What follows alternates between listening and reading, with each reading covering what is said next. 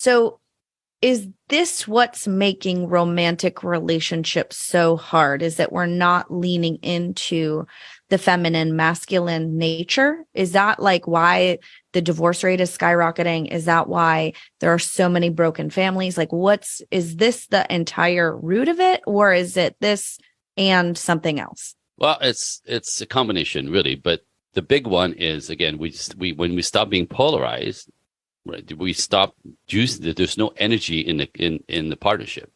You know what I mean? And some people, if you're religious at all, some people say, a marriage is actually a trinity, right? It's man, woman, not the same, completely different roles, bringing something different to the table. The strong, independent woman sees much less need to have a man around her for protection because she could do her own to a point.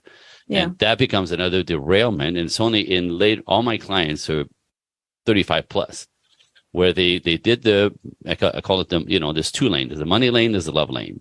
And you can't be in both lanes at the same time. It's impossible. Nobody could do it. Money and love? Money lane and love lane. Yes. Okay. So money lane is career first. Love lane would be family first. Okay. Right. So women wanted to have it all, but in our culture, you did it backwards. You go for the money lane, and by the time you're 30, 35, you go, it's time for me to get a relationship, but you've been in man mode for 20 years. Mm-hmm. Your femininity is out the window. You don't even notice it. You don't realize it because it creeps in. It's just you've been pushed into masculine dynamic behavior, the way you talk, the way you move, the way you compete, right? So, and then at 35 plus, there's no feminine juice left. Literally, they don't know this. Literally. It's not their fault. Literally. Yeah. Right. Yeah. And so men aren't interested in that. Masculine men want feminine energy, period.